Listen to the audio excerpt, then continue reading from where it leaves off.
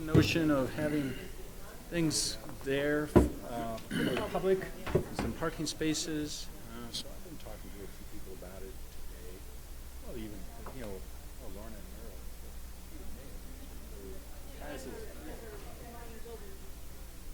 Merrill. Space.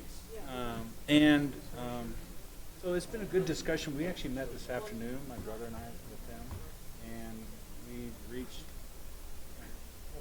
the point where we know specifically what we're going to propose. So we're going to propose that it should work out for everyone. Yeah. But anyway, so I was telling the Caiuses that I think it's going to be good.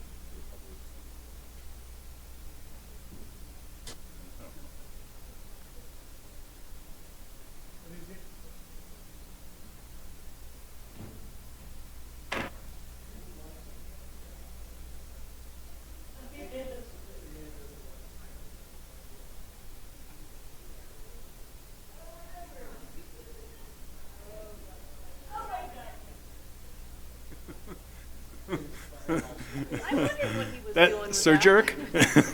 Jerk, sir? I saw him firehouse jerk chicken. That's what we're having. Oh, okay.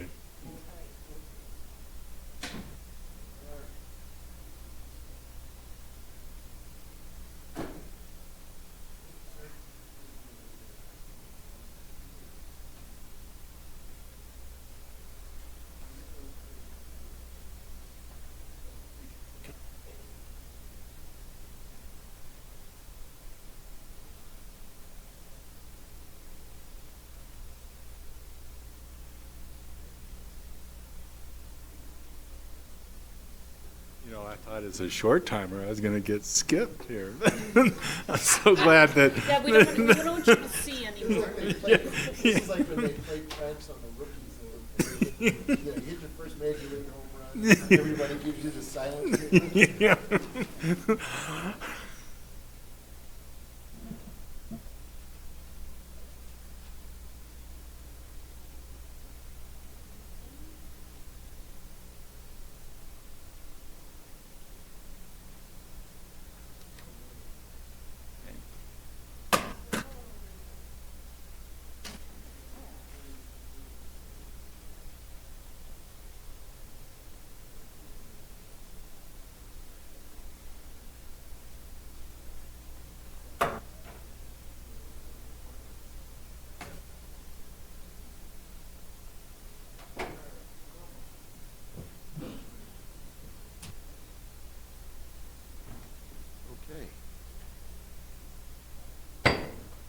Let's come to order.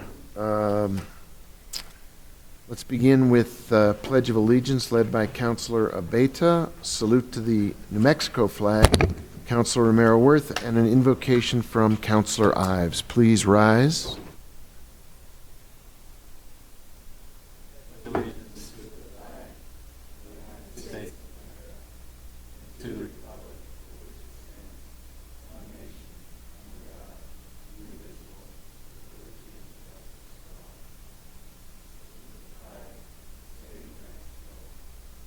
Symbol.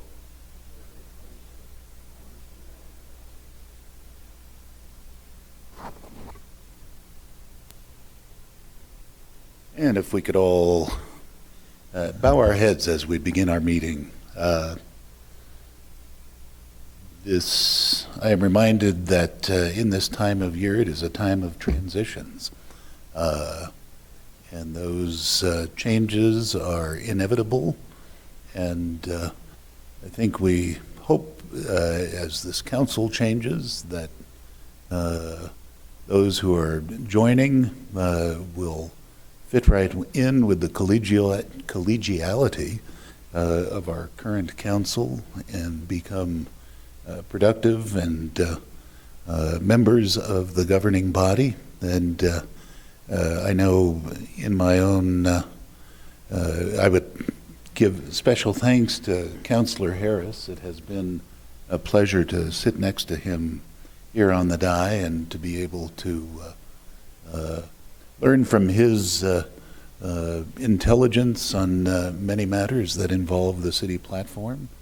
And so it is with a deep sense of thanks that I'm here tonight and saying these few words. And of course, as always, we ask that our attention be given to the matters at hand, that we act fully informed on the issues before us, that our discourse always be civil between each other and with any members of the community who are present, and we keep in mind all those close to us who have passed. And is there anybody else we would like to recognize tonight?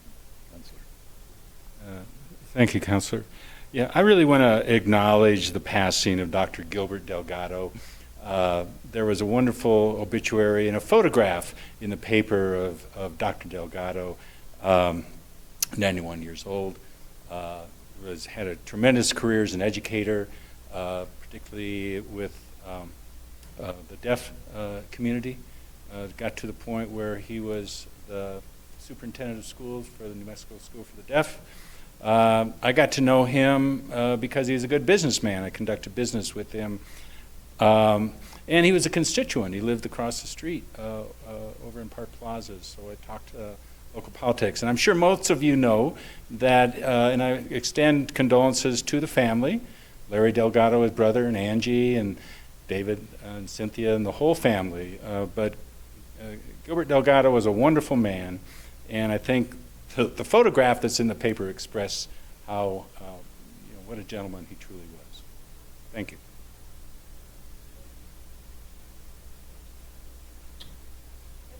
Let's see, is this on? I wanted to take a moment to send condolences to my cousins. My uncle, Jose Amalio Gandert of Mora, New Mexico, passed away a while back, and he was interned 2 weeks ago at the National Cemetery here in Santa Fe. He was the only son and the oldest of 4 children of Jose Amalio Gandert and Donelia Torres Gandert.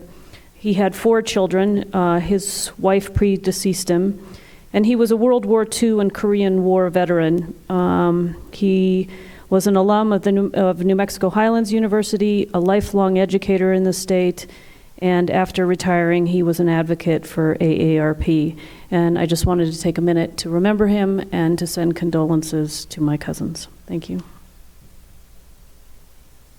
Thank you. I also wanted to recognize and send our condolences to the family of Andrew Martinez, who's also known as Wake Self, a well-known rapper, community member, and leader, and just want to send our love to his family. Thank you.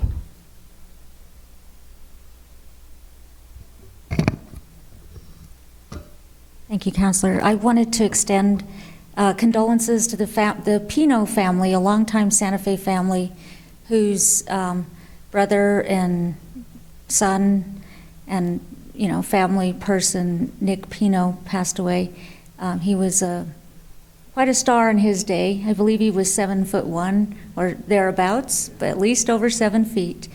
He played basketball, I believe, for the Horsemen. Is that correct? And but he was everybody's friend, so he was really a Santa Fe High demon in my case, I think. But he was just an awesome star.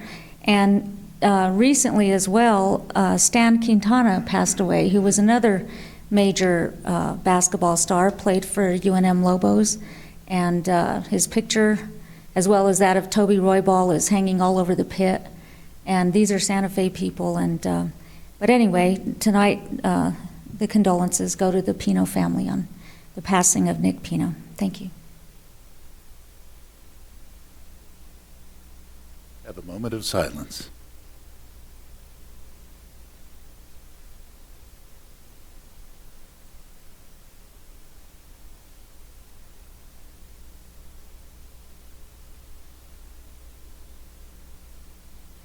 Amen.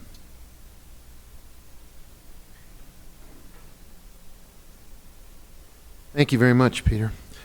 Could you please call the roll? Yes, Mayor Weber, Present. Councilor Baker, Here. Councilor Harris, Councilor Ives, Here. Councilor Lindell, She is excused. Councilor Rivera. Here. Councilor Romero Worth. Councilor Vihel Coppler. Here. Councilor Villarreal. Present. You have a quorum present, Mayor. Thank you. Do you have a motion to approve the agenda? Move to approve? Second. All in favor? Aye. Motion carries. The consent calendar, are there items to be removed? Please indicate. Councilor Harris. Thank you, Mayor. I realize it's G is request to publish, but I do have a couple comments, and it'll be my only opportunity to make a couple comments on G1. So if we could pull that, I'd appreciate it. Got it. Others? Yes, Councilor. Item F. Item F. Then Frank. Legislative priorities. Anyone else? Okay, duly noted. With that, can we have a motion on the approval of the consent calendar? Move to approve as amended? Second. All in favor? Aye. Excuse me, Okay, we'll need a, opposed? excuse me, we'll need a roll call. Roll call. Okay, let's call the roll then. Councilor Beta, Yes. Councilor Harris, Yes. Councilor Ives. Yes. Councilor Rivera, Yes. Councilor Romero Worth, Yes. Councilor Vihel Coppler, Yes. Councilor Villarreal, Yes. Mayor Weber. Yes. Motion is approved. Thank you. Thank you for catching that. We have minutes to approve. There are 2 sessions, and we need to take a voice vote on each meeting. Let's do the first study session. Are there amendments or changes to those minutes? And if not, can we get a motion to approve? Move to approve? Second? All in favor? Aye. Opposed? Motion carries. How about the regular governing body meeting of October 30th? Changes, amendments, corrections? Move for approval. Second. In favor, say aye. Aye. Opposed? Motion carries. Any presentations tonight? None. All right. How about we move on then to the items that were pulled from consent? We start with item F, pulled by Councilor Villarreal. Thank you, Mr. Mayor. Just a couple questions, since there were some adjustments and additions to our legislative priorities resolution, and just wanted to verify a couple things. So if Ms. Wheeler could come up and just clarify this point. On page 2, there was an item that we had talked extensively about to fund or have funding for, or request funding for watershed maintenance and management. So I wanted to make sure and get on the record that we removed that because we have other funding sources that we're going to be relying on, and if you could expand on maybe which ones those will be in the future coming up. Thank you so much for that question, Councilor and Mayor, members of the governing body. Yes, between the time that we began work on the legislative priorities letter, the governing body has now given committee approval to a change to the stormwater fee in the city of Santa Fe that will provide enough funding for bonding for $30 million of projects over 10 years. And so with the confirmation of that approach to fund our stormwater infrastructure, both maintenance as well as infrastructure improvements, it seemed that financial need was taken care of, and we could move on to others. So it was an increase in fee and then also a bond strategy that we're considering, and is that correct? That's correct, Councilor, and it is specified in the resolution that was approved by the governing body to direct staff to bond. Okay, so related to the bonding, do we need to add anything on our CIP list that verifies that the projects that we're considering for stormwater management need to be on the list before it's considered for a bond measure? Councilor, thank you for that question. I'm running through it in my mind. We do carry the stormwater projects on our capital plan, our 5-year capital plan for the city internally. Okay. So they're already on there? That's correct. Okay, great. All right, so I'm okay with that change then. And then the other question was if you could, or I don't know who would be able to expand or explain the addition for the MRC additions, or the 1.5 upgrade irrigation systems for MRC. If there's any details you can tell us about that. Thank you for that question as well, Councilor. When we realized that the stormwater projects would be funded through the new stormwater fee, we looked for another high priority important project out of our internal capital plan for the city, and the MRC irrigation upgrades are really critical. We came with some near misses this year where we need to conserve water there. We need to preserve that asset, which is of significant value and a significant importance to the community, and that one seemed to really align with so many goals and objectives for the community and the governing body that was proposed to be the 5th highest priority for capital. So that's existing fields, and then also the improvements we'll be making for the soccer fields, correct? That's correct. Okay. And then the other piece was, or addition that we didn't discuss in committee, but it was related to the electric fleet vehicles. And I was wondering if maybe Mr. Duran could tell us about if that's a legislative priority that might come up that this would actually fit nicely with. If there's something at the state level related to electric fleet vehicle changes at the state level that would actually make this a viable project. Mr. Mayor, Councilor, I really can't say, Councilor. You know, one really interesting thing about this legislative session, I think, is the fact that while it's a 30-day legislative session, it may feel a little bit like a policy session in that our governor is just getting started. And so I think that we're going to have to wait and see what those calls are going to be, and then what are those initiatives she's moving forward with, especially those initiatives that she has support from the legislature on. And certainly I think that if it's very expansive, there'll be environmental issues on there where this potentially could fit. Okay, so you think this could be a viable project that could get funded? Not project, but changing out our fleet to electric, is that something you think could be funded? Councilor, I don't think it hurts to include it in there just in case. Okay. I'm not opposed to it. I just want to make sure that when we add it, that there's a potential for it to actually get funded. And if it's not this year, then we'll have it and we can look at it next year as well. Councilor, just for the record, Sure. the conversations I've had as we're getting into the legislative run-up with some of the leadership in both houses suggested that at least in the House and the Senate, there's a real appetite for continuing to push forward on sustainability-related investments. Excellent. And they weren't no promise, certainly no quid pro quo, but to coin a phrase, but they were very enthusiastic about the idea of the city continuing to push forward on our sustainability agenda and have the state be our partner. Excellent. And then I just want to have my colleagues go to the 4th page of the proposed amendment that I'm adding. This was a conversation that Speaker Egolf and I have had in terms of adding this to our priority agenda, and I think there's a possibility, at least from his point of view, that this can get funded. So on the last page, I'd like to add a number 7 to our substitute resolution for page 3.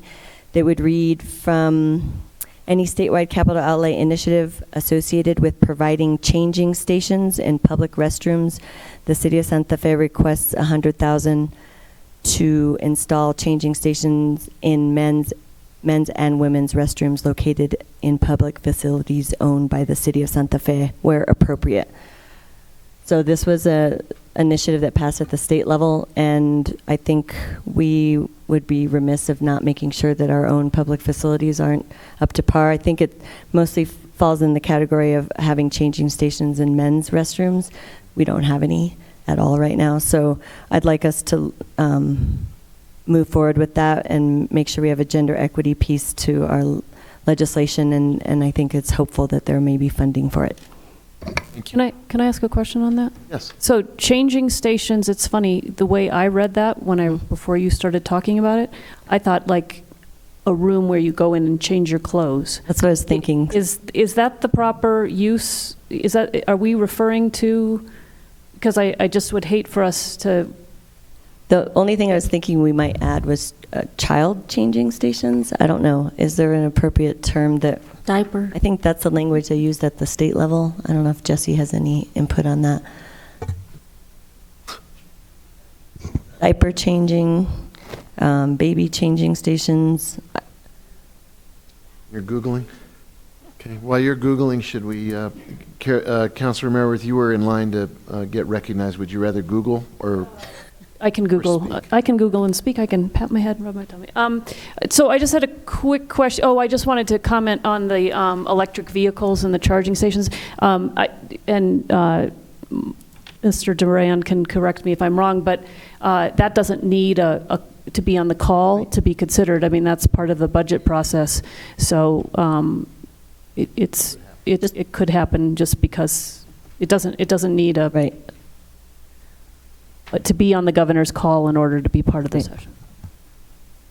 I hear you. Yeah, I think I'd heard there might be something related to that, or there was conversations about it. Maybe not on the call, but something that the state was considering for their own fleet. So that's why I thought maybe it was added in. Did you want to speak to an amendment of your own at this time, Councilor? Sure, and can I talk about Google too? So Google says diaper changing stations. Okay. And I think maybe that's what we ought to say, because otherwise I think there's room for confusion. Exactly. Friendly amendment. Sounds great. In that spirit, you have an amendment you want to offer. I do. So the second page of your amendment sheets requests, the governing body requests the legislature enact a joint resolution ratifying and approving the transfer of a tract of City of Santa Fe owned real property to the State of New Mexico Department of Public Safety in trade and exchange for the transfer of 5 tracts of state-owned real property to the City of Santa Fe, New Mexico. And we'll be seeing more about that deal, and Jesse seems to want to say something too. Thank you, Councilor, Mayor, and Councilors. We are also, Councilor Merworth is introducing a resolution in this regard as well. And I just wanted to suggest a slight change to this based on the title of the resolution. So on line 2, where it says ratifying and approving the transfer of a tract of city land, I would suggest ratifying and approving the transfer of 1 or more tracts.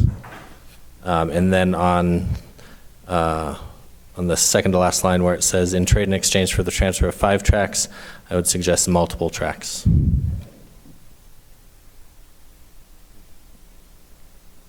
That's all I had. Thank you. So mark that up as suggested. Councilor Rivera. Thank you, Mayor. Mark, welcome back. Nice to see you again. Glad you're on our side still. Appreciate it. I remember a couple years ago we had talked about trying to get the airport on the state CIP list. Do you know if that ever happened or if that's still being considered or not? The statewide priority list. Mayor, Councilor, that's exactly right. One of the things that we try to do every legislative session is as the legislature and the governor develop what they call a statewide capital outlay priority list, and that is usually reserved for hospitals, facilities that the state of New Mexico owns. One of the things that you always, and that becomes labeled statewide. One of the things you want to always try to do is to first and foremost get your capital outlay labeled as statewide priority, because then it gets carved out from all the state capital outlay funds first, so that you don't have to fight for it in what I call the sort of crumb game, sometimes big dollar game. And yes, last year, while it wasn't technically included because it had so much support it was included, our airport project that we got funded last year was included in the initial statewide capital outlay listing. And so we lobbied for that in a different way because of that. And we will again push with our great Santa Fe delegation to have that included that way again, as it's our #1 priority. And hopefully it will be included as such. Very good. Right. Thank you. And Mayor, Yes, sir. would you indulge me for one moment? I've been waiting, I think, 8 months to say this. Last legislative session, after we had a tremendously successful 60-day session, I came and awkwardly ran through what passed and what didn't pass. What I should have said then is what I want to say now, and that is the city of Santa Fe did a fantastic job. The council changed the resolution process. You streamlined it. Could it be even streamlined a little bit more, maybe for a 30-day session? Yes. The fact is, everyone was involved on the same page, and we had one of the most successful legislative sessions we've ever had for the city of Santa Fe, and I just want to make sure that I acknowledge your great work on that, the council's great work on that. I think the lobbying team did a really good job, but I just didn't say that well enough 8 months ago, and I wanted to say it now, Mayor. That's very generous, and it's reciprocal. Thank you. And, thanks to you and Jesse for working on that language together to make sure that we were all focused and knew where we were going. So credit to you both as well. The last thing I wanted to say, Mayor, is I'm not sure I can support the diaper changing station. That was always my way of getting out of changing diapers at restaurants. Even if there was a changing table in the men's restroom, my wife didn't know it, so I was able to, now this is going to change everything. And Or at least change diapers. Change is good. Thank you for adding your asterisk to that motion. Councilor Ives. I just have to say it all depends. Oh, thank you. Sorry. So I was just going to talk about electric vehicles. I think this is an opportune moment on that front, both for the city and across the state. I mean, if we are to address the 40% of the carbon that's produced within the city of Santa Fe that relates to transit, if we don't move to electric and means of recharge that are based on renewables, we will never hit that goal by 2040. So it would be great if we could do some study work to determine what type of distribution across the city of Santa Fe would actually elevate that the acquisition and use of electric cars in and across the city of Santa Fe. I think there are several state departments of the state that are looking actively at electric vehicle charging stations, and some of those have distributed facilities, because one big issue for travelers coming in and out of the state is that you need to know where the next charging station is. And so building a system across the state that actually responds to that need is a very significant aspect of trying to promote use of electric vehicles in the state.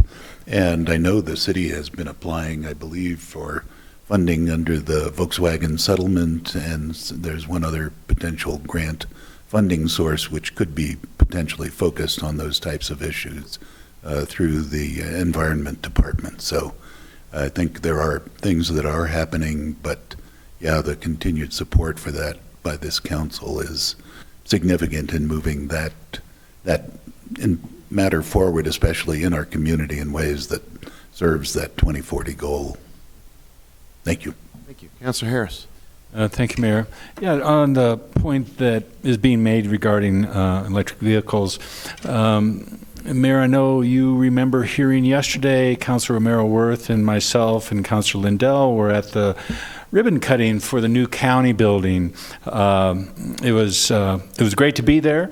I think everybody, who's involved at City Hall should go through that new building and establish one of our aspirational goals that I've always talked about. But I think you remember hearing that 20% of the spaces, the parking spaces set aside for the public in the new parking structure at the county building will be electric charging stations. So again, I think that is somewhat incremental so far, but anything that can be done to really boost, if I may say, I don't want to leave Councilor Ives with the last pun of the evening, but anyways, I think you get my point. Thank you, sir. Yes, Councilor Vihil-Coppler. Thank you, Mayor. The comments I'm making here are some that I made at the Utilities Committee meeting, and that is that, as Mark Duran pointed out, that it's a 30-day session, call with the governor, and I am happy to hear Mr. Duran say that, we've done a better job, and I think we have. I think some of our resolutions, and even some on this, could be more succinct, more goal-driven toward the session for what it is, whether it's a 30-day or a 60-day, because what could end up happening is we could compete against ourselves for some of these funds, because there's a great many ideas in here, but directing our resolution to what the purpose of the 30-day session is I think a more constructive way to put ourselves forward as a city, identifying our priorities. Because some of these things, probably won't be germane to the 30-day session. It's good to have a historical document, and somewhere maybe we should have a shadow document of our goals of some sort.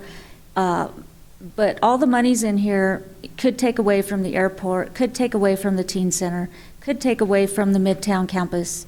And, I, for one, would hate to see that happen, but I'm kind of been hearing in meetings that those are some of our priorities.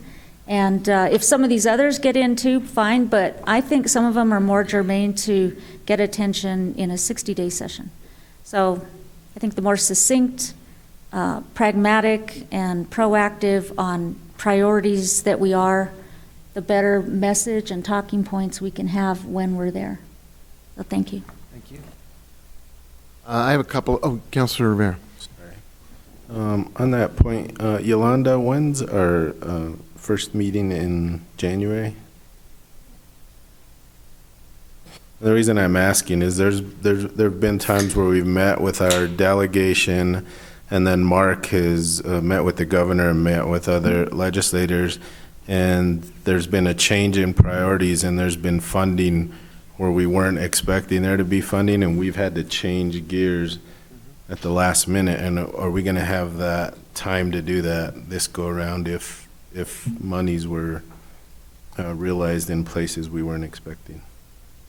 The first meeting, Councilor, is January the 8th. All right.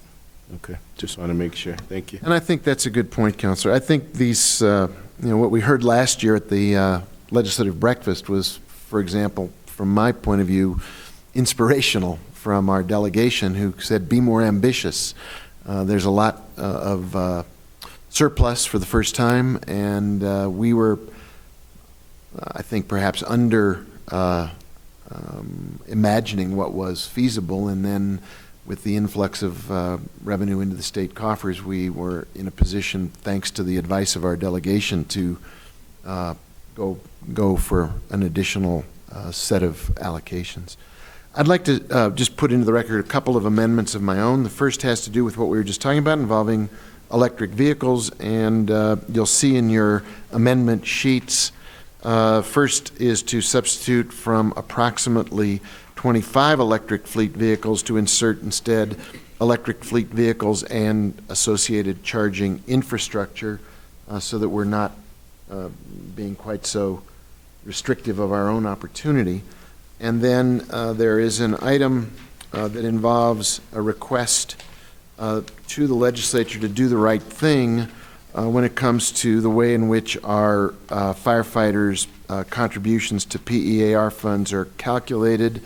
We're asking them to step up, and the language is, be it further resolved that the governing body endorses legislation that amends the Public Employees Retirement Act's definition of salary in NMSA 1978, Section 10-11-2, to include firefighters' overtime hours that are inherent to a regular shift schedule, so that PERA will finally be acknowledging the way in which we keep our firefighters' time clocks and wages. So I would like to see those two amendments be incorporated into the body of our resolution. Can we make that retroactive to 1987 when I started? That would be helpful. Only if you withdraw your objection to the diaper changing stations. You can't have two objections to the same legislation. I'll withdraw that. All right. Any other comments or questions, or are we, at this point, have we got our business on this completed for the moment? Is there a motion? Move to approve. As amended? As amended. Second. All right. This will include the mayor's two amendments, Councilor Romero Worth's amendment, and Councilor Villarreal's. Yes. Diaper. Councilor Harris. Councilor Ives. Yes. Councilor Rivera. Yes. Councilor Romero Worth. Yes. Councilor Vihel Coppler. Yes. Councilor Villarreal. Yes. Councilor Beta. Yes. Mayor Weber. Yes. Motion is approved. Thank you very much. Now, Councilor Harris, you had G1 that you wanted to speak to, and I also have an amendment attending to that. Okay. Thank you, Mayor. Yes, I just wanted to say a few things in general, but also then specific, and I thanks for indulging me on this. Generally, I think this is a solid idea. This was before you were elected, but there used to be the City Business and Quality of Life Committee, which I chaired, along with co-chaired with Councilor Lindell. And I felt at the time that my objection to the title had to do with city business and quality of life. It seemed to only suggest that the business community was responsible for the quality of life. And that was of course, that's what's become the Economic Development Advisory Committee, which is far more appropriate and specific role. I certainly understand, I think, the intention, although I really haven't had a chance to discuss it with you. But part of what I would hope the discussion would entail would be, does this new arrangement create a more robust, does it support a more robust role for the council members, the councilors, or in some ways does it diminish? And this gets to kind of the lack of clarity that I've spoken to, and I think others have spoken to me about, and is kind of what is the role of the council? And I've joked about the organization chart, which we still haven't settled on that one. But my favorite is the one that has the council up in the upper right-hand corner, that without a line that it doesn't connect to anything. So it's just kind of floating there. And I think that it's actually representative of kind of some of the issues we have. And that's why in the future, I would hope that there'd be a consideration for reestablishment of a charter commission to really look at greater definitions. Certainly not immediately, but perhaps at least having a discussion shortly after the first term of under our new charter. And this would be to define not only the role of the council vis-a-vis the mayor, but also the city manager, which I also believe needs work. And so that would be part of the discussion, again, the role of the council, the councilors in a new committee arrangement and what that might mean. And that's really what I wanted to say there. Specifically, I really won't belabor this, but the point of the committee works to improve well-being, health, and safety of all residents and visitors. I guess I think if I were to have a vote, I would propose an amendment that strikes "and visitors." I think that we have other mechanisms, including funding mechanisms like the lodger's tax, that is really going to help include, will support our visitors. And I think that the quality of life, if we concentrate on our residents, I think that'll be reflected in our town. And I would really question whether we need to include that there. I would also, when they talk about, equitable access to health and human services, employment, safety, education, and culture, this is, and so that residents from every part of the city, again, there's long lists. I think there needs to be perhaps a little bit greater emphasis on public safety. I think, we've seen the recent headlines. I think we all know our not just our parts of the town, the districts that we represent, but I think this group of 9 has a very good understanding of the issues that we face for the entire town. And so I would encourage perhaps including some language that really says that the governing body, the committees are going to also have as one of the benchmarks of public safety. And then the last thing, so I seem like I'm stirring the pot and then walking out the door, but so be it. And so we're going to enjoy a high quality of life in Santa Fe. I think that the goal was really to support our residents in their pursuit of a decent quality of life, and that really means that people are going to be able to pick their pace and define what a decent quality of life means. So, but having said that, thanks for the indulgence here. I know we're just request a notice to publish, but I think that overall this is a good move. I'm sorry that it won't be a part of the conversation, but I think that look forward to seeing what the governing body comes up with. Thank you, Councilor. Thank you. A couple quick things. Thank you for your comments. There is an amendment sheet as well that comes with this amendment involving the standing committee reorganization and just cleaning up some of the rather vague references. So please take note of that. But I would take the opportunity that you've provided to just make a couple of positive responses. First, thank you for your comments and for the reference to things past, because it sometimes feels that whatever the committee structure we have is the way it's always been, and it has to be that way. And I think your point is a good one, which is we should be constantly reevaluating whether the way we're structured and organized reflects the way we want to drive the city forward.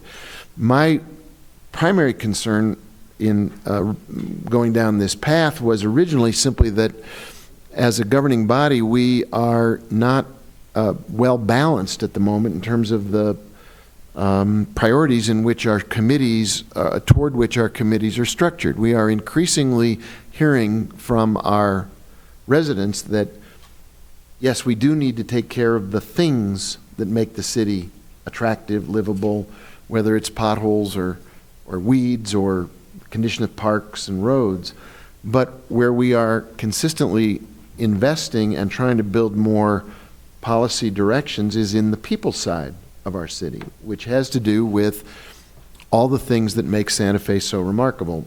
I think the reason that the particular reference to visitors applies is simply we wanted to make sure that our soon-to-be arts and culture department, the folks who take care of the current Arts Commission, is recognized as part of well-being and quality of life, that arts and culture should be baked into the quality of life of everything in our city and should be recognized as part of this committee's purview, just as seniors, families, young people, public safety, and other issues are quality of life issues as well. So I think the main thrust of this, and I think it will evolve over time as all of our changes do, is really to rebalance our city's avowed priorities to be not just about things, but equally with a committee that is about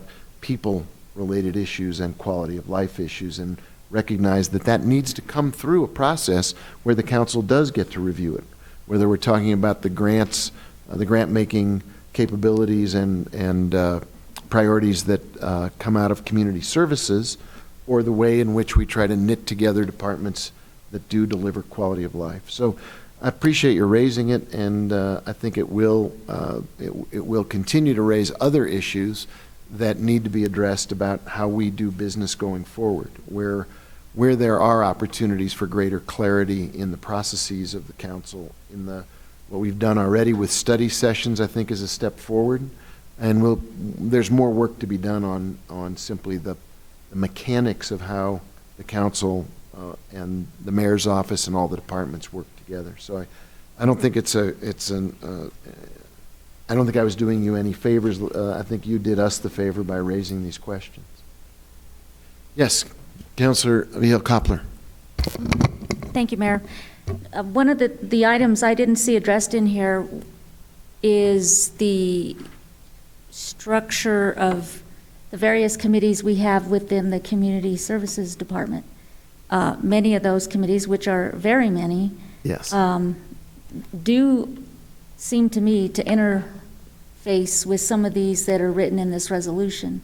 correct. So I would want to know how those are going to be either meshed in or meshed out. Correct. Because there's nothing worse than duplication of effort. Yeah, and I think that is something that will cascade out of this process, that our community services director is already seriously evaluating the ways in which our committee structure, even today, require a significant amount of staff time that may in fact be redundant across areas where we're not really getting the most value for participation. So what you're already pointing out is exactly right, Councilor, and that is that as we look at the structure of the council's committee, there will be cascading considerations that go into our departments so that they are more efficient in bringing their business to the committees. So you're spot on. And then the other item is, and it's in here somewhere, but I know Councilor Harris referred to it, is that of the safety portion. And I'm wondering how that will coincide with the work of the Public Safety Committee, or is that not even what we're talking about here? Or are we more talking about internal safety, such as our city employees and such? That, I think, needs to be identified, and I'm sure, and I'd like to see, here down the road, what Councilor Rivera's comments are Great. when it comes to that. Okay, super. Still, recognizing that we're just in the position of publishing the notice, this is all good grist for the mill, absolutely. So we have a commentary, we have an amendment. Is there other commentary, or is there a motion? A move to approve Are we doing these individually? Yes. as amended. Just the first one? Okay. Is there a second? Yes, as amended. Councilor Ives? I'm noting that I may have some concerns. Yes. Councilor Rivera? Yes. Councilor Merrill-Worth? And just to be clear, we're voting on the request to publish, not on the substance. Yes. Councilor Vihel Koppler? I'll note that I have some concerns, but I'll vote yes. Councilor Villarreal? Yes. Councilor Beta? Yes. And Councilor Harris? Yes, with no concerns. Mayor Weber? Yes. Thank you. Motion is Thank you. approved. Thank you for that good discussion. That's very productive. Councilor Harris, I appreciate your giving us that opportunity. That takes us to item 11, unless I'm mistaken. City Clerk, can you want to tee this up for us? Yeah. This request is for approval of the project scope of services and service contract between the City of Santa Fe and Pool Pro LLC. It's in the amount of $201,245.40. It's for the pool liner removal and pool plaster reconditioning at the Salvador Perez Recreation Building. Also attached to this is a budget amendment resolution in the amount of $201,245.40. And this item is before you. You did see it at committee.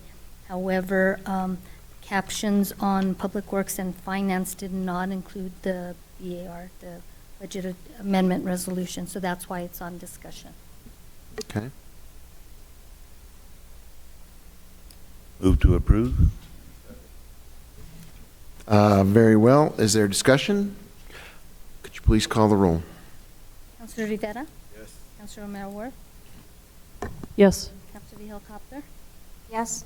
Councilor Villarreal? Yes. Councilor Beta? Yes. Councilor Harris? Councilor Ives? Yes. Mayor Weber? Yes. Motion is approved. Thank you. Yes. Are there matters from the city manager at this time? No matters at this time. Thank you. Thank you. From the city attorney? Thank you, Mayor. Also, no matters at this time. Thank you. From the city clerk? Yes, thank you, Mayor. Just want to remind everybody that we have a study session this coming Monday, which is the 18th. It'll be at 5 o'clock over at the Convention Center in the Lamy and Peralta rooms, and we're going to be discussing the parks master plan. Thank you. Question on that. How long is that session? 5 to 7. 7 would be the cutoff. Okay. Thank you. Or sooner. Yes, Councilor Harris.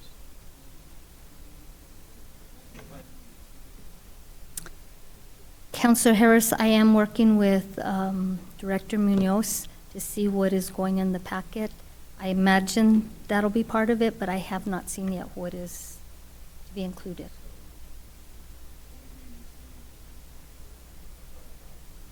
Excuse me, my mic was off. Hard copy be provided.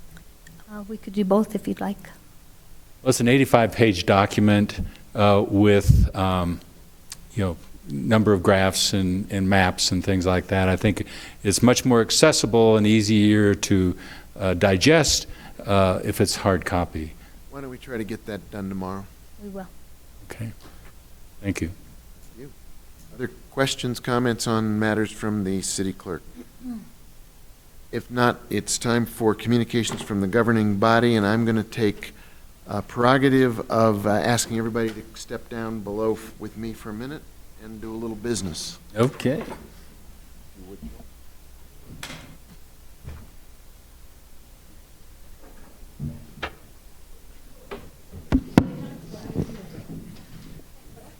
Is this live? Come over here, Councilor Harris. Everybody, come on in close. So, as you may know, this is Councilor Harris's last meeting of the governing body. He'll be at it's a committee work, and you won't be gone. But as far as our being together as a governing body, this is his last public appearance. So I wanted to take the opportunity to read a proclamation, and then to give everybody a chance to say a few words about our colleague and your thoughts about his participation. I'm sorry Sig isn't here. I know she has some significant memories of working with you. She typically calls them an intervention, but we'll let that go for a minute. So in the spirit of the moment, I will read this proclamation from the office of the mayor. Whereas Michael Harris ran for and was elected as city councilor for the city of Santa Fe in 2016, representing District 4, whereas Michael Harris has been a productive member of the Santa Fe community for over 40 years, working as a builder and project manager, and whereas Michael Harris, and more, whereas Michael Harris has done work for numerous Santa Fe institutions over the course of his professional career, including but not limited to Santa Fe Public Schools, the Santa Fe Opera, and the Trust for Public Land in connection with the Santa Fe Rail Yard Park. And whereas as a city councilor, Michael Harris has ably and honorably represented his constituents in District 4, dealing with issues of traffic, speeding, safety, and development, and has championed important and significant causes during his time as a city councilor in Santa Fe. And whereas City Councilor Michael Harris has been a passionate advocate for the Santa Fe Regional Airport, recognizing the significance of the airport to the city of Santa Fe and its economic future. And whereas City Councilor Michael Harris has been a passionate advocate for quality and capacity in city contracting and project management, asking tough questions and ensuring that all city staff aspire to great, fully informed, and more transparent presentations to City Council and various committees. And whereas City Councilor Michael Harris has advocated passionately for safety issues, seeking to ensure that anyone who works for the city of Santa Fe will have a safe and healthy workplace, free from danger and exposure to harm. And whereas City Councilor Michael Harris has been a passionate advocate for economic development, ensuring that all who live and work in Santa Fe will have a sound economic future and be able to work and raise their families in Santa Fe. Whereas City Councilor Michael Harris has been a passionate promoter of the beauty of the city of Santa Fe, working to ensure that all who live and come to Santa Fe can enjoy its beauty and not be distracted by any visible failing in our city. And whereas City Councilor Michael Harris worked tirelessly to ensure that the Santa Fe parks are maintained and serve the people of the city of Santa Fe. And whereas City Councilor Michael Harris has worked to ensure that his beloved city of Santa Fe remains the city different, a community that serves and supports its citizens in every way, and remains a place where we live in community and support each other. And whereas City Councilor Michael Harris has provided a wise, seasoned, professional, and steady hand to help guide the city in the planning for and redevelopment of the Midtown site. And whereas the people of Santa Fe wish to express their appreciation of City Councilor Michael Harris for his passion for our city and its welfare, now therefore I, Mayor Alan Weber, with joy and appreciation, declare Wednesday, November 13, 2019, to be Michael Harris Day, in celebration of his devotion to, his service of, and his passion for the city of Santa Fe and all its citizens.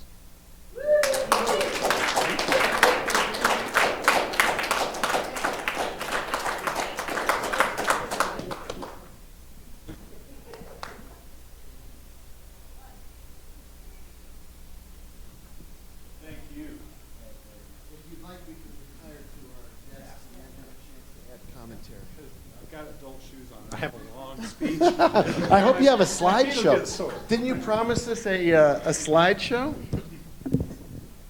All right. Who would like to speak first to this? Councilor Ives. Recognizing that anything you say now can and will be used against you later. Understood. Everything said, I think, is so well deserved. It has been a pleasure, as I indicated earlier, serving with you on this governing body and doing what we do for the people of Santa Fe, not always necessarily agreeing, but always disagreeing with agreeably and usually with good humor. And that sense of civility is something that is so direly needed in bodies such as ours. So know that from that point of view, this has just been a delight. And the only regret I have tonight is that that audience is not jam-packed with cheering folks, because you have touched many lives during your time on City Council.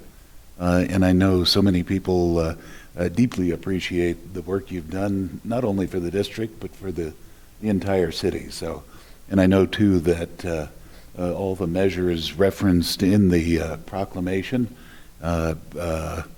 will continue to bear fruit for our city as it moves forward into the future. So congratulations on a job very well done, and it is a pleasure to be able to celebrate Michael Harris Day. Yay. Thank you, Councilor Ives. Let's see. Councilor Villarreal, you want to go next? Thank you, Mr. Mayor. Yes, I would. Mike and I have served together for a while. We started on the Planning Commission, and I learned a lot from him related to land use issues, and we had different perspectives at some point, but in different aspects. But I really appreciated his attention to detail and the fact that you still bring that to the council, especially as it relates to contracts and all those details that some of us don't know because of your background. Your 40 years, as you always say, 40 years you've worked in the community, and I appreciate that. And I also appreciate that you're not afraid to show emotion like I am. We've had our weepy moments, and I think those are important, and I'm glad that we've shared those together. And I always say that we have I think we have acknowledged that we have ideological differences, but I think that we still respect each other's point of view, and we can come from a heated meeting having different opinions about something and come away from that meeting and still be friends. So I'm going to miss you a lot, and look forward to your next iteration. There's a job out there for you that I'll have to tell you about later that they're hoping that you're going to apply for, so I'll let you know after the meeting. Wow, we got a placement service. Yes, go ahead, Councilor Rivera. Thank you, Mayor. Councilor Harris, after hearing that proclamation, I didn't realize how important you were. I'm glad all that stuff came out. It's been great working with you, and work is work, but I really appreciate the friendship that we've developed. I will always consider you a friend. We've been through some difficult times together and also some great times together, and I hope we get to see each other up at the cabin once in a while up in Pecos and get to spend a little more time away from city council and from work and maybe enjoy some fishing sometime. So let me know when you're available and we'll make that happen. Sweet. We'll go over to the hearing. Sure, Councilor Abeyta. Thank you. Councilor Harris, I just wanted to tell you how much I so appreciated having you on Finance Committee. I mean, that you made my job as the chair so much easier, and I always felt a certain level of comfort coming into these Finance Committee meetings, knowing that you were there because of your attention to detail, and if there was anything that was missed, it was going to be found and discovered by you. But and when I first got on the council, you were very welcoming to me and very supportive, and I too, like the other councilors, I learned a lot from you, and I found myself a lot not only during Finance Committee but here at council meetings saying, yeah, what he said. I agree with Councilor Harris. So I really appreciated all your support, Councilor, and the work you put in on the Finance Committee, and enjoyed being on that committee with you, and I look forward to continuing this relationship past the council. Thank you. Yes, go ahead, Councilwoman. Thank you, Mayor. I've learned sitting on this body that when you read proclamations, there's a fine line between language in a proclamation and an obituary. So, had I known it was going to be Councilor Michael Harris's day today, I would have called you up this morning and just flooded you with accolades as if you were going to be gone that second. But I have also been very happy to serve with you on District 4 matters. I have found you to be so caring and inspiring about everything that happens in our district, and including everywhere else in the city. And I'm very happy that, of the work you did on the airport, because I am also a big believer in the airport, and I hope you stay. I don't know if your position requires you to be a counselor to stay on the advisory committee, but that's one place I'd love to see you continue. Because we're neighbors, it's just been even better because we've been able to, we see each other outside a lot. I mean, I'm in my running or walking clothes and he's in his gardening clothes, and you see each other in a different way, but we're always able to discuss issues at hand, and it's been excellent having you, pretty close by.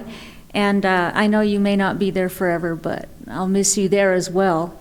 I just hate to see you go, because you have been an inspiration to me, and your knowledge of all of the intricacies in the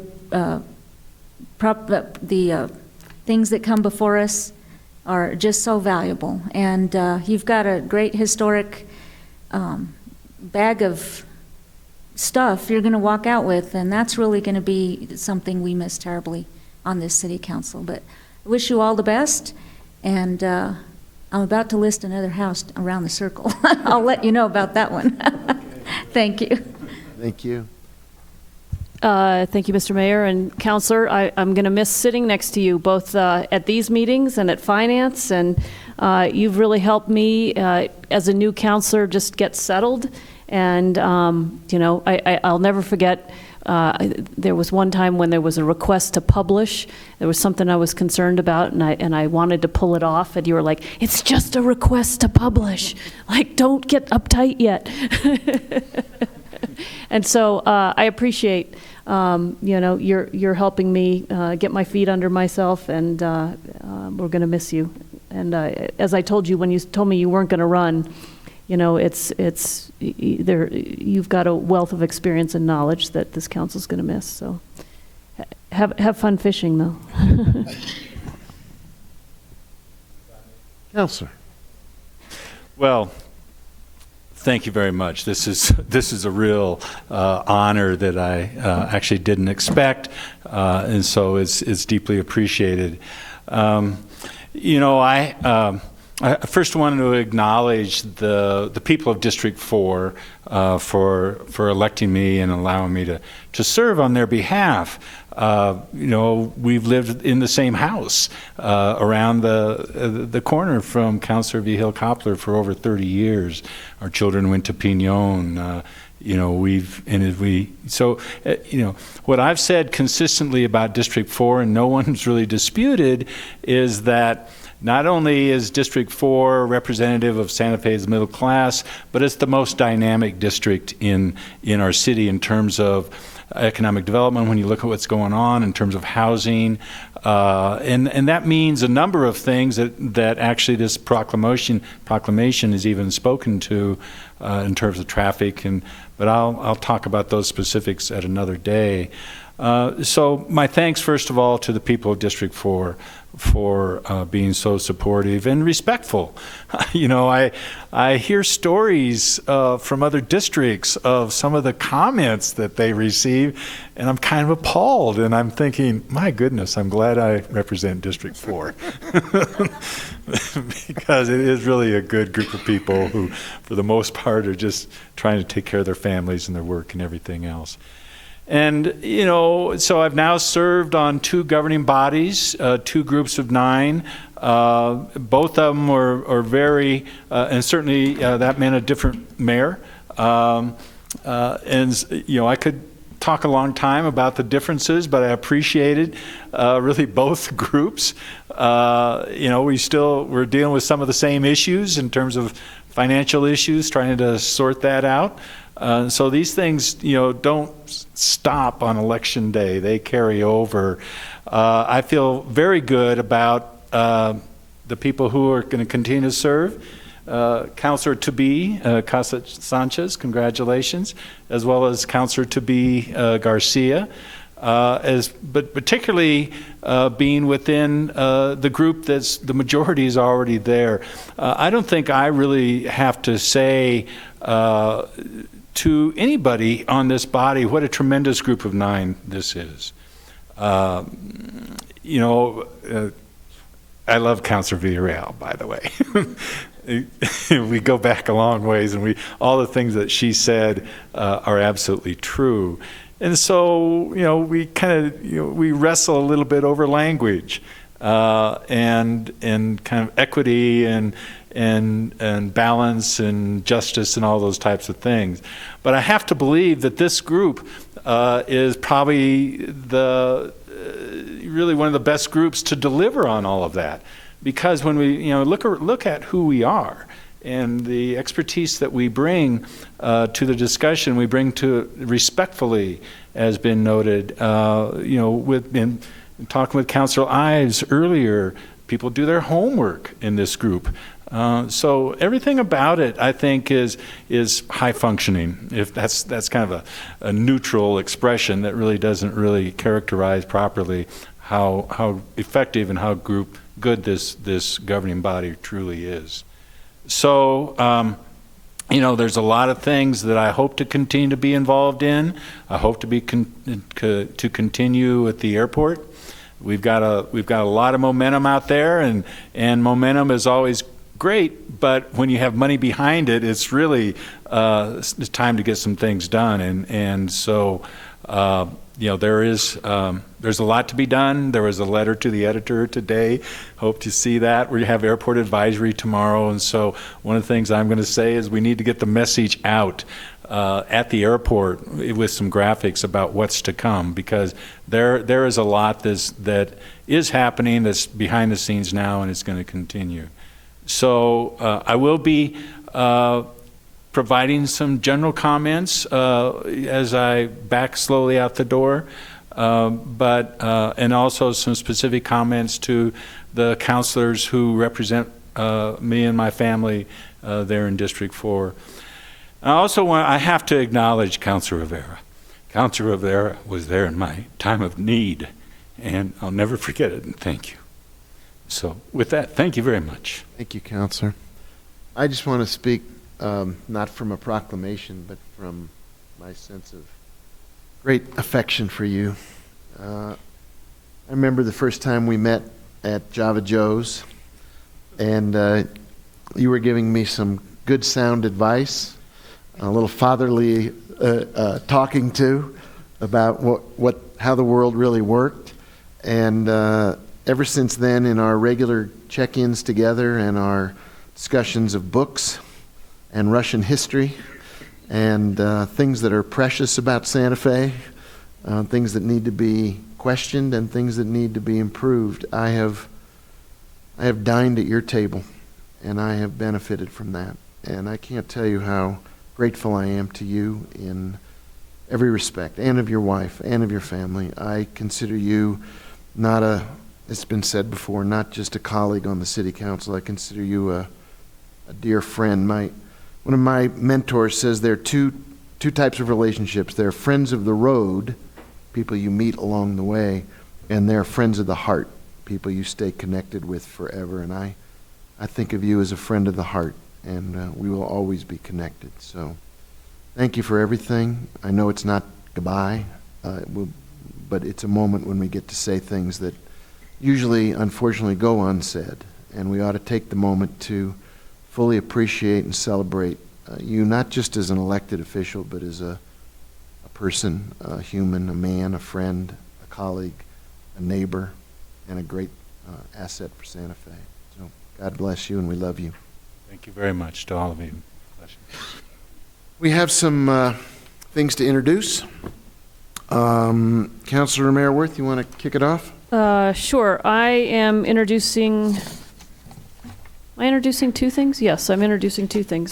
A resolution directing staff to begin a water planning effort called Water 2100 to update the city's 40-year plan. In addition, consider climate change models to plan for the next 80 years by implementing strategies and projects that beneficially use the city's existing water supplies. I am also introducing a resolution approving the trade and transfer of one or more tracts of city-owned real property to the state of New Mexico in exchange for the transfer of multiple tracts of state-owned real property to the city of Santa Fe. And that's all I have, Mayor. Thank you. Thank you. Councilor Villarreal, you're introducing a piece of legislation. You want to speak to that? Sure. Thank you, Mr. Mayor.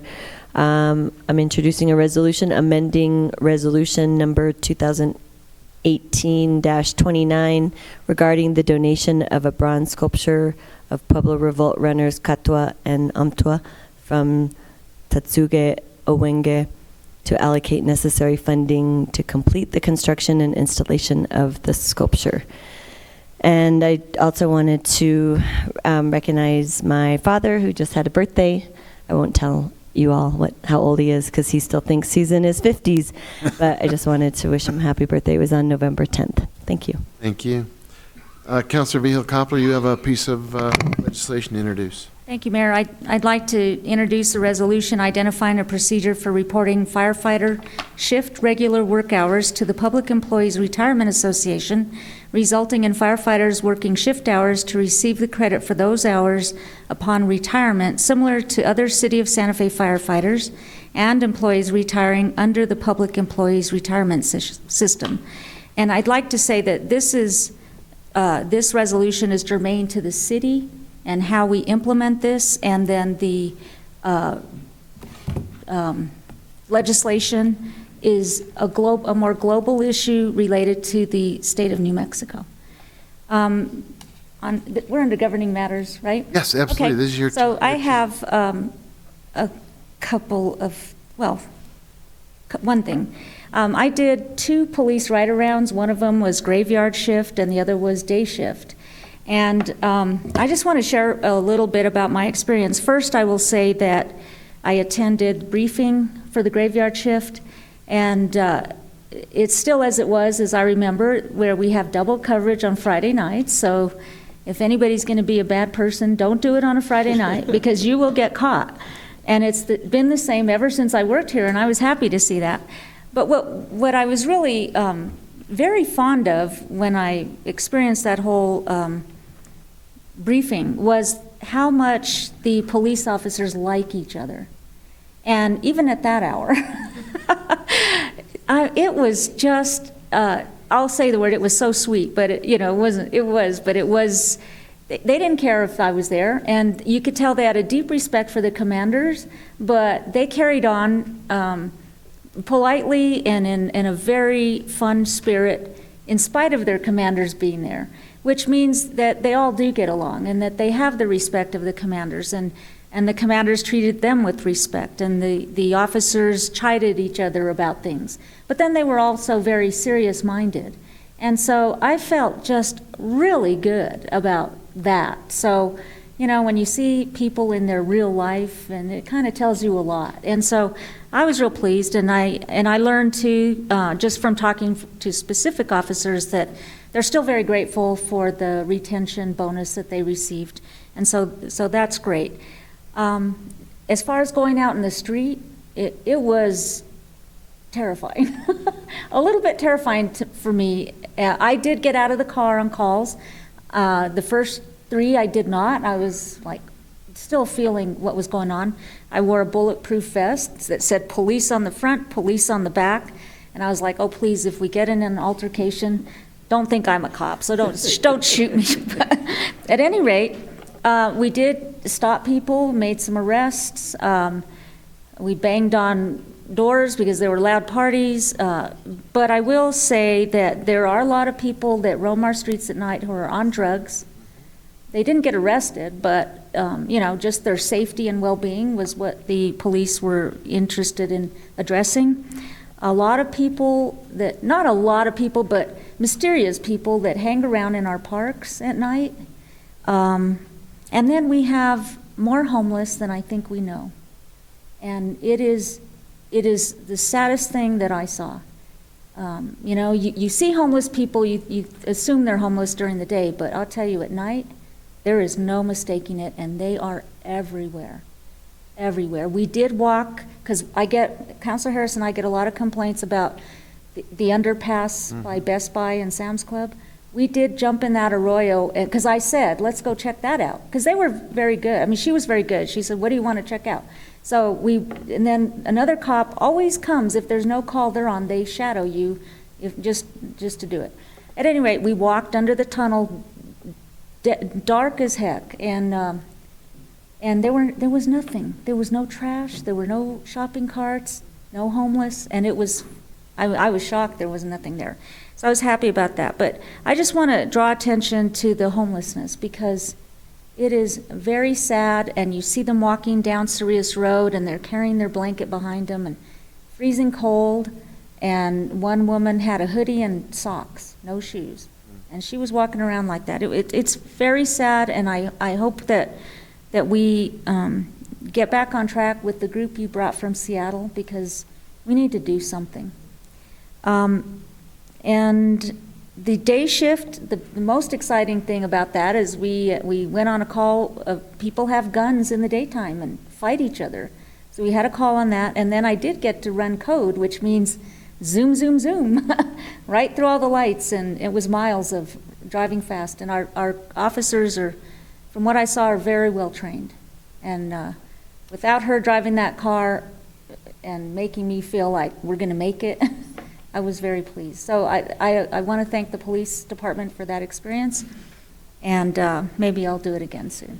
Thank you for that account. I think one of the good things that came out of our relationship with the Police Foundation and that report they gave is that we all owe it to ourselves. Now, some folks who worked in the fire department maybe already know this stuff, but if you haven't been out on a ride-along and you don't know what that experience is, it really is an education, and it does give you an appreciation, if you need it, of firsthand experience that says this is what our officers deal with on a regular basis, what they see through the windshield of the car or in pulling people over. So I I have had that same experience, Counselor, where you're wearing the bulletproof vest and you're hopping out of the car thinking, but I'm not really police here. We are, by the way, on the homelessness issue, we are continuing to work with the Built for Zero group. Our community services director recently went to another summit of that group. This time it was in Denver, to continue the evolution of our work to get an accurate by name list of our chronic and veteran homeless folks, and it really is a serious and important issue, so thanks for flagging that. Councilor Abeyta, you have something for the good of the cause? Mayor, I just want to wish my granddaughter, Angelina, she has a birthday on Friday. She'll be 5 years old. We're having a birthday party at Dion's Pizza on St. Michael's, so if anybody wants to join us, you're welcome. That's her favorite place to eat. You neglected to say what time, Counselor. It's going to be at 7 o'clock on Friday. So Angelina will be 5. I just want to wish her a happy birthday. Thank you. Thank you, Mayor. Councilor Rivera, anything for the good of the order? Thank you. I've agreed to sign on with Councilor Vihel Coppler's legislation regarding the firefighter shift reporting. And then I wanted to just give a thanks, Jarrell, if you can, to Anya Allereid and the crew, the team. I think Matt Cottle was out there. I'm not sure who else. I didn't see them all that helped with the Veterans Day Parade. I think it was the largest Veterans Day Parade that I had been to in 8 years as a counselor. So congratulations to them. It was a real nice event. Job well done. I also wanted to thank the GCC staff. I had the opportunity to visit there yesterday, I think, when I got my flu shot, went and took a tour of the facility and met with people. And I didn't realize that they had been without a director for 2 years.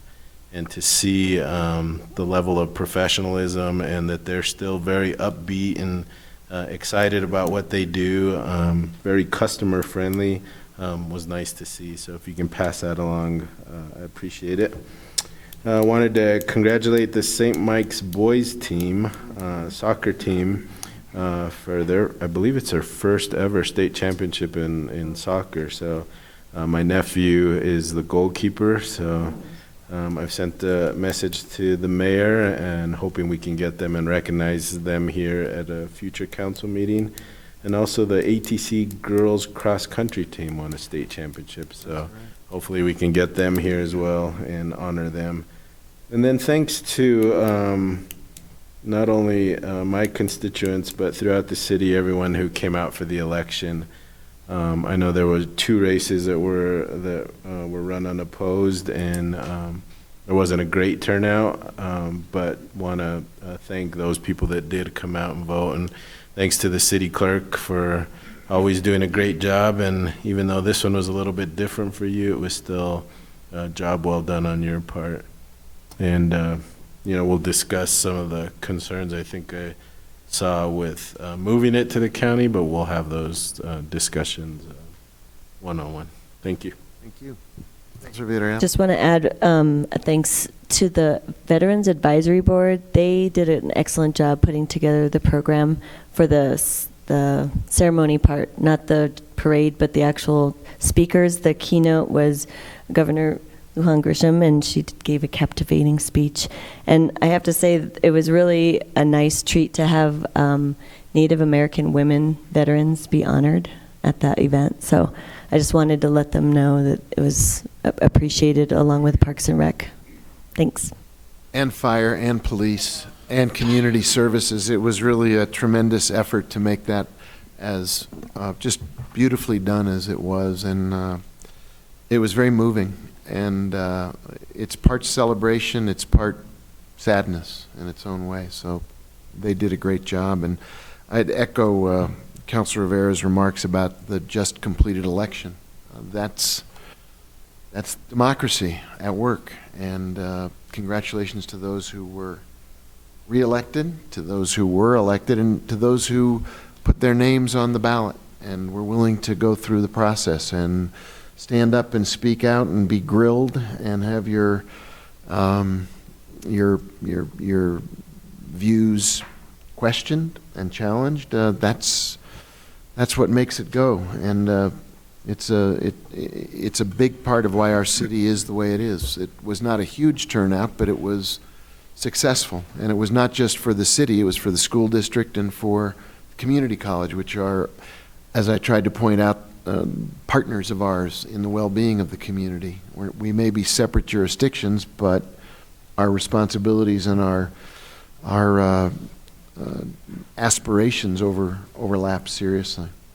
Did anybody want to, Council? We'll go back through it. Councilor Ives, kick it off. Thank you, Mr. Mayor. Excuse me. I'm joining in the first resolution as indicated on our sheets, but would also join in the other resolution being introduced by Councilor Romero Worth this evening.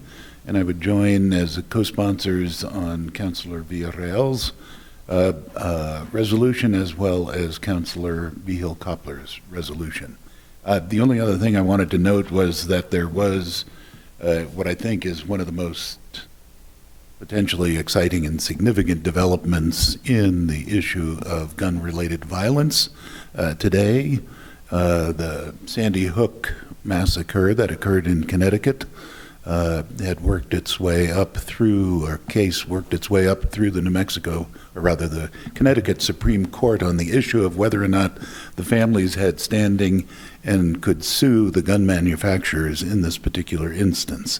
The Connecticut Supreme Court determined that they could. That decision was handed down some time ago, and it went up to the U.S. Supreme Court for consideration, and they turned down cert on it, I believe, earlier today. So that suit will be allowed to go forward against the gun manufacturers. So the opportunity for some righting of the harms, I think, may now potentially exist in our country, and that hopefully will, in the years to come, be an inspiration in our own state for folks to really stand up and try and address those issues. So, thank you. Councilor Harris?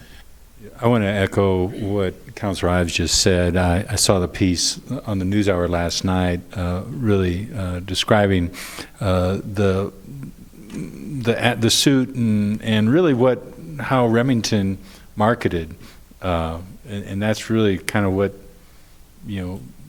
turned the tide against him in terms of allowing this suit to move forward.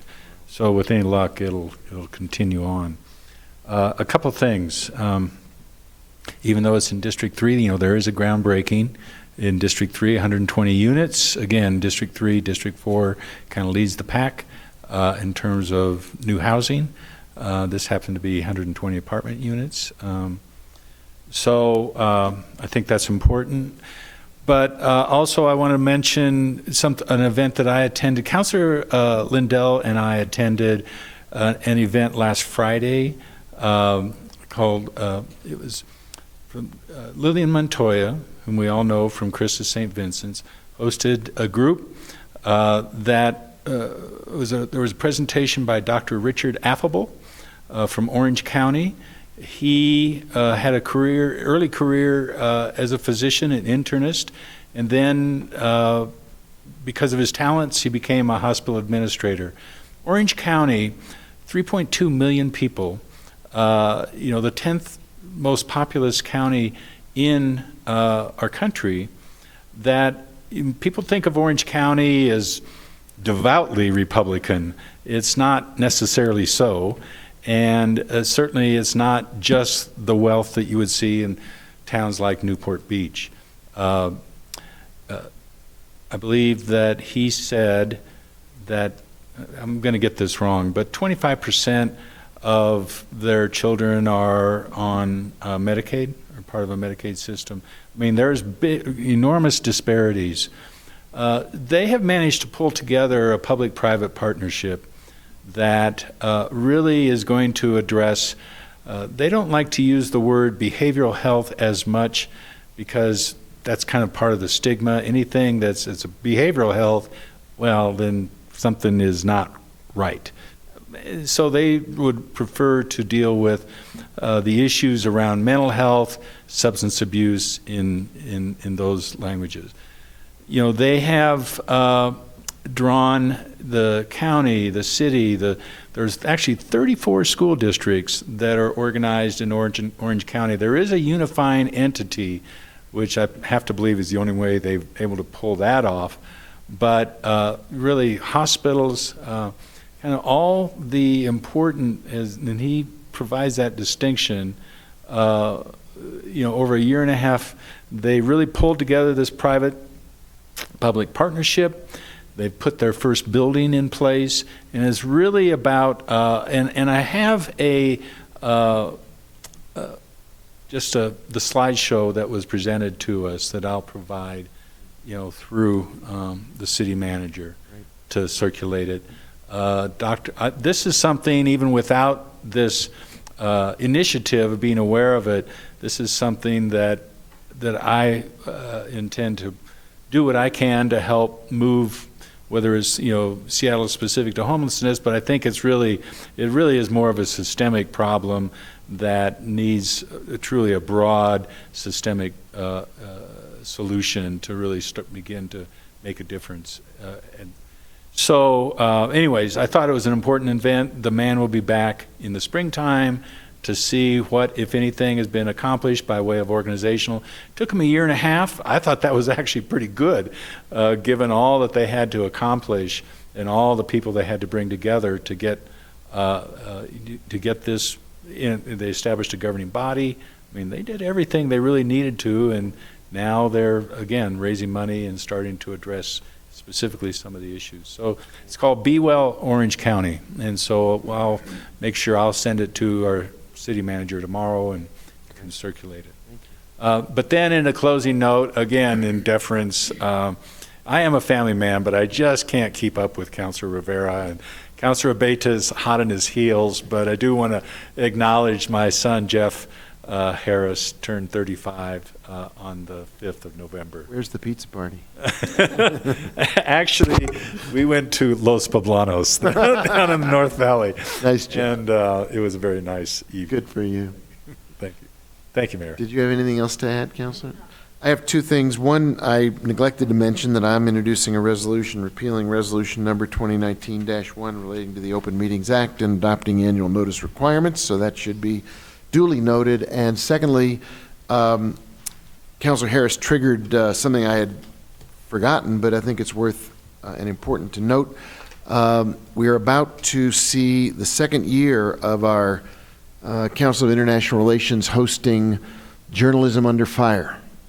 If you attended any of the sessions last year, they brought journalists from around the world to Santa Fe to talk about what's going on with, as a result of journalists and journalism being declared enemy of the people, fake news.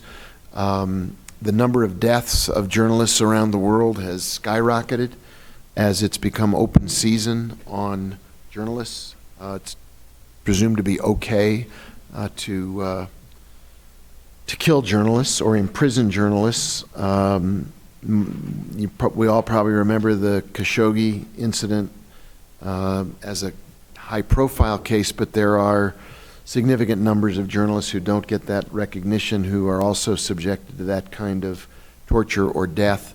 This year, the focus is on a very interesting emerging issue in journalism, and that is the intersection of technology and truth, and how deep fake videos and artificial intelligence creates the capacity to spread credible and wrong, factually wrong information as if it were journalistic accuracy. So if you have a chance to attend any of the sessions, I think the people who have come to Santa Fe are a who's who of journalism from around the country and the world, and it's a credit to CIR that they've done this for the second year in a row. I hope it becomes an annual event where we continue to be a hub of this ongoing issue, not just about what is journalism, but what is reality and what is truth and what is our democracy going to be. So try and check it out if you can. We have about a half an hour till our 7 o'clock session begins, so let's stand adjourned. Not too loud.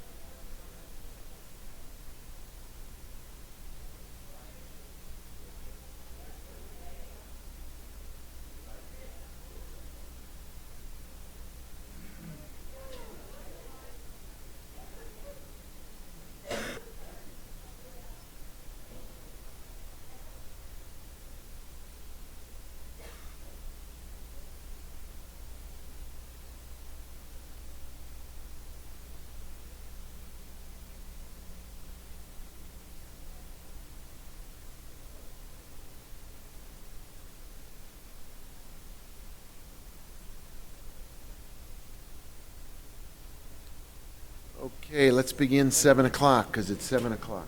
Oh, it's actually 6:59.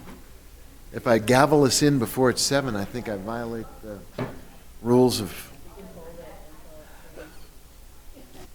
I'm looking at the clock on my... It's not 7 o'clock. Hi, what can we do for you? Yeah, we're not in charge. We just sit up here. We don't do anything. We don't have to take petitions. Just give it to her. Yeah, we're not really running the show here. All right. As soon as it's 7 o'clock, we'll hit the gavel. 10, 9, 8,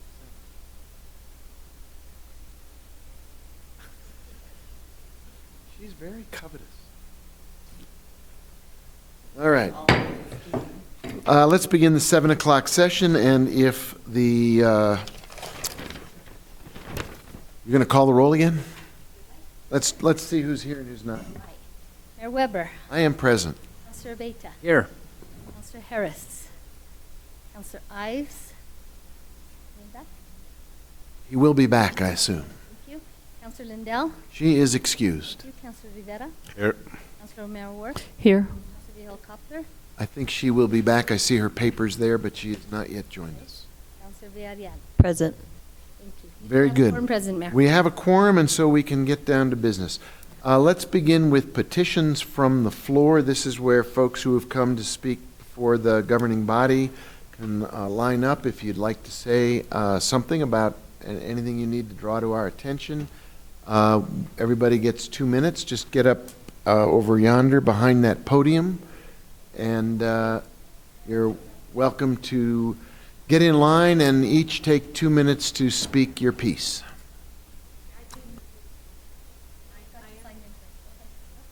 Just give us your name and we'll go from there. Patricia Wooten, 812 Calle Saragossa, Santa Fe. And the topic is transit and the lack of safety for vulnerable populations. It's also been modified for the legal platform. Drivers are killers here. This is what we call sincere. Oh, it's how we love, gifted to you from above. Do-do-do-do. Do-do-do-do. Do-do-do-do. Welcome to the Killers of Santa Fe. We drive for sport and for thrill. Oh, we just love to kill pedestrians and bikers all. We must destroy you, that's our law. Do-do-do-do. Do-do-do-do. Do-do-do-do. Welcome to the Killers of Santa Fe. We snare you in our spider's net. Now we must become a threat. Trash the old, then the frail. The driver's holy grail. Do-do-do-do. Do-do-do-do. Do-do-do-do. Welcome to the Killers of Santa Fe. Our medal protects confidence, the ultimate stunts. No one is better than us, and why drivers kill with a fuss. Do-do-do-do. Do-do-do-do. Do-do-do-do. Welcome to the Killers of Santa Fe. Life's best lane is all we know, for it fills inside what is hollow. We NASCAR race in shopping malls. This is our rallying cause. Do-do-do-do. Do-do-do-do. Do-do-do-do. Welcome to the Killers of Santa Fe. Backpedaling at all. This is how we maneuver. Justify and walk away. This makes the driver's day. Do-do-do-do. Do-do-do-do. Do-do-do-do. Welcome to the Killers of Santa Fe. No concern of who we hurt, for we love to hover, stalk, and smirk. We shall always interfere for walkers. Driver's fear. Do-do-do-do. Do-do-do-do. Thank you. Do-do-do-do. Welcome to the Killers of Santa Fe. Sorry, ma'am, you're out of time, but thank you. I am? Okay. Thank you. Appreciate it. Yes, sir. Hi, My name's Ivan, and I got a. What's your name? Ivan. Into the mic. Ivan. Ivan. Yeah, I'm a concerned taxpayer here. Okay, I've come here. I think I came here before. I don't know, several months ago about the police officers here, and I don't appreciate, because I'm a taxpayer. I don't appreciate the police officers parked on an island. Okay, and I got a picture of him right here. I got wrote down their license plate, so if you guys want them, I can let you guys know. You could just hand that over to the city clerk, that'd be great. That's fine, thank you. And I got a picture of it, and I'm a taxpayer. I don't appreciate this because they're not doing their job. I called him, I asked him, what's the purpose of this? He said, it's to slow the traffic down. I said, there's nobody in the vehicle. No. I took this picture, and I called. That's why I didn't make any copies of the pictures. I could have sent it, and I wrote that down. I didn't have time. But anyways, all of us at work, we're taxpayers. We pay the police officers. They're public servants, okay? They work for us. And I'm not going to pay my taxpayers' money to keep curbs, the dirt and all that, flowers and all that, because of their, if I parked my car there, I know I'd get a ticket or towed. So I'm just coming in front of the city here, if you might be able to speak to the police department, or I don't know what you guys are doing, but I'm gonna have to step it up a little to call about the ERA or something like that, what I can do, because this is not really, I guess what I'm trying to say is not really, I don't know what the word is, but it's not right, okay? Because we're taxpayers, and police officers need to do their job here. So that's all I got to say, and I'm sorry if I didn't make sense, but, you know, I'm just one of the persons that very concerned about people. Thank you. Thank you, sir. Yes, sir. My name's Vlad King. I'm a tennis player here in Santa Fe. Been here for 40 years, playing tennis for 40 years. I'm here to ask you guys to support the tennis players of Santa Fe. The current courts that we have in town have been neglected for at least 10 years. We haven't built any courts in 20 years or more. The lights haven't been changed on the ones that we have, the only court we have, so you're spending a lot more money on those by not going to LED. We need to build some new courts. We've torn down at least double the amount that we should have. We have some people that will tell you a little bit about that.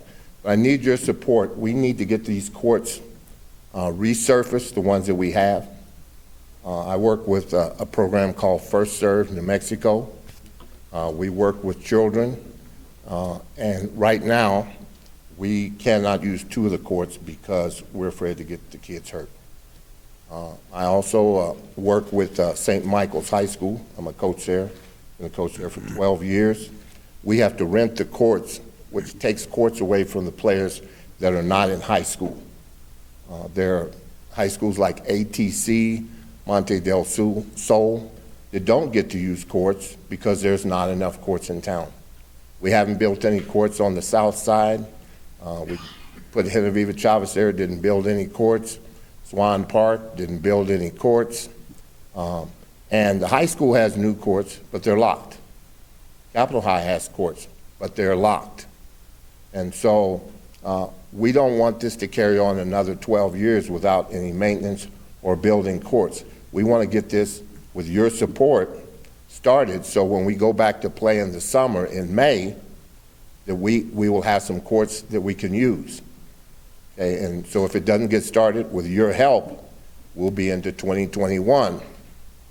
You know, so we're asking for your support, and I have spoken with Mr. Munoz, and he's well aware of this.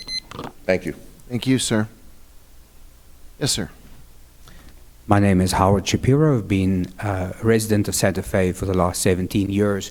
May I approach to hand out some photos? This is regarding the tennis courts. I'm following on from Mr. King.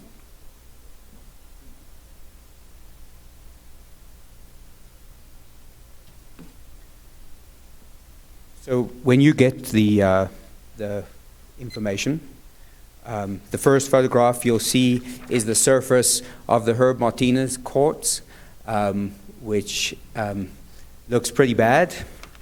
And the second photograph, when you get it, will be a photograph of the net at the Herb Martinez court, which has been strung together with string by a resident. And the third piece of paper, I took the opportunity of putting together some very rough budget as to what it's going to cost to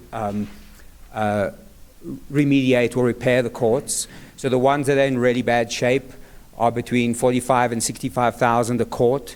And some of the facilities have 2 courts, some have 4 courts, and one has 5 courts.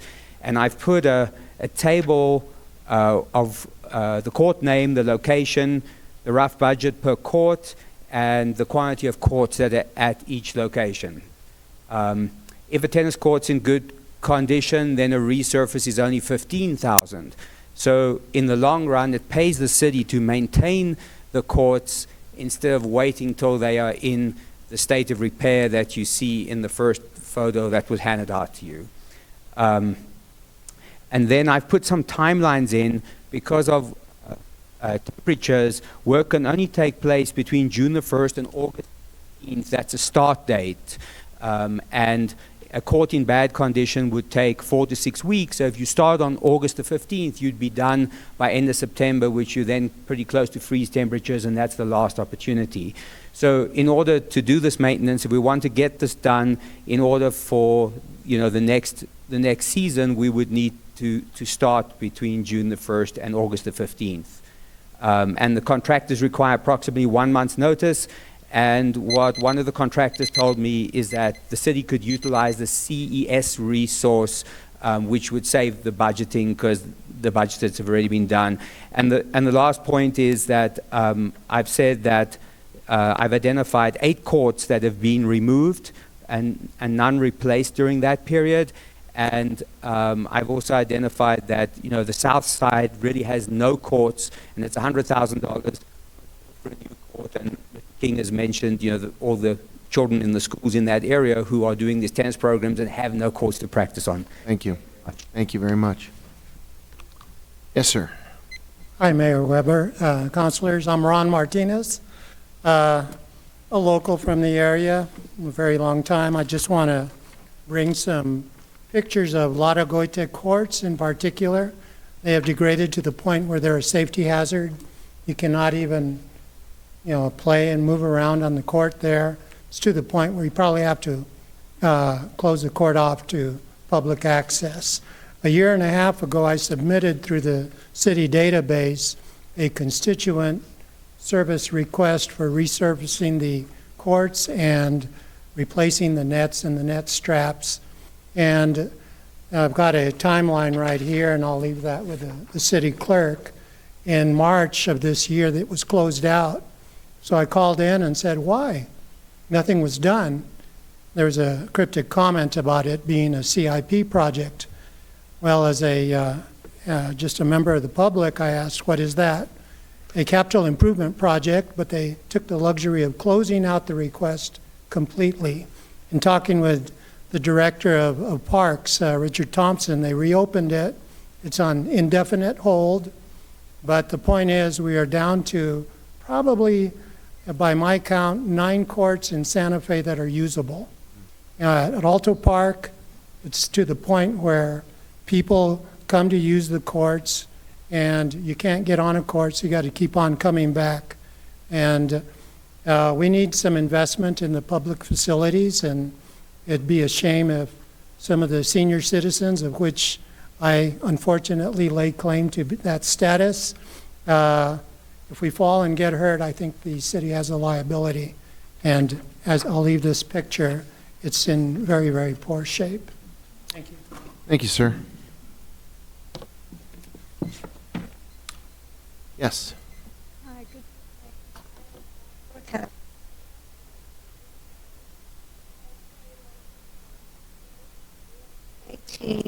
We host people from Albuquerque who come up, and provides 2 toilets, which they've just taken away, and in those toilets, there's been needles, there's been throw up, there's been trash. Now, we're the capital city, and we are representing this town.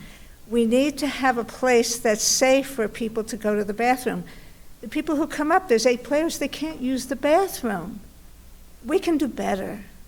We can do better.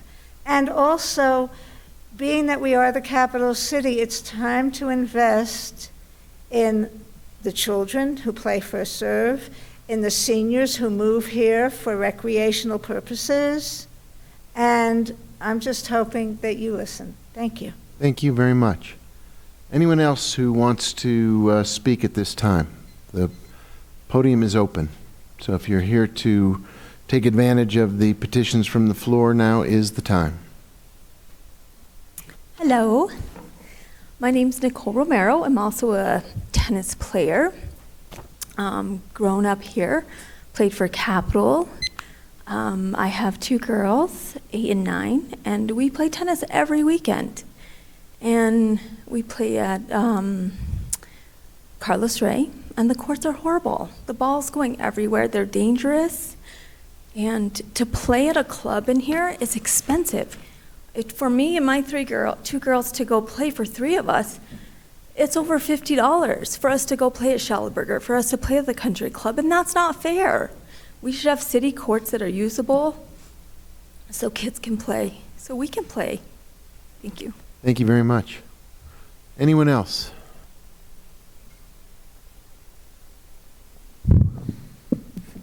Good evening, Mayor, members of the City Council. My name is Ray Martinez. I'm the son of the late, great Ramon Martinez, who used to be director of the tennis program back in the 70s when we had the big tennis boom, and I grew up playing tennis, and I thought the whole world was playing tennis all the time. We love tennis. Tennis is, I always tell people if I was homeless, I would sleep on a tennis court. That's where I feel safe. But I just want to throw my 2 cents in here. I think I echo all that's been said before. The courts need repair, or we need some more courts, and we would hope that we would get equal consideration with athletic facilities of other sports as well. I teach for First Serve. I still coach tennis. It's about the kids and it's about tennis. So I substitute for the schools, teach for the schools. So, I don't know. I think it sells itself. And First Serve is doing a great thing. What they're doing is they're kind of the feeder program into the high schools. And so in place of the city program that used to feed to the high schools, now First Serve does that. So we're getting a lot of good development. And so then us high school coaches are all happy. We're like, oh yeah, we got players and we can compete against the Albuquerque schools. So please help us. We love tennis. Please support us. If you have money, give it to us. If you can, whatever you can do for us, really appreciate you, whatever you can do. And we thank you for all your hard work that you do for the city. Thank you very much. Anyone else who wishes to be heard before we close out this petitions from the floor section? Okay, thank you. We move to item G, which is appointments to the Arts Commission. Let's see, we do these individually or we do them as a slate?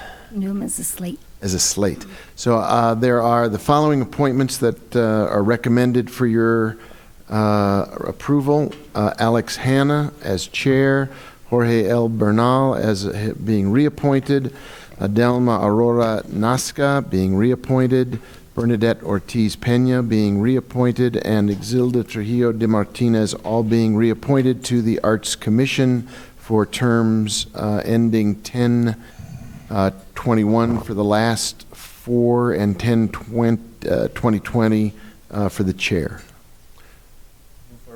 Second. What did I do wrong this time? I always assume I've goofed something up. It's usually the case, not this time. Did we get a motion? Did we get a second? All those in favor say aye. Aye. Opposed say no. Not voting. Anyone who wishes to stay for my slideshow? No. This session is adjourned. Thank you all. Gee, it's a good slideshow. I had to pull up the appointments on my phone just in case. I don't know.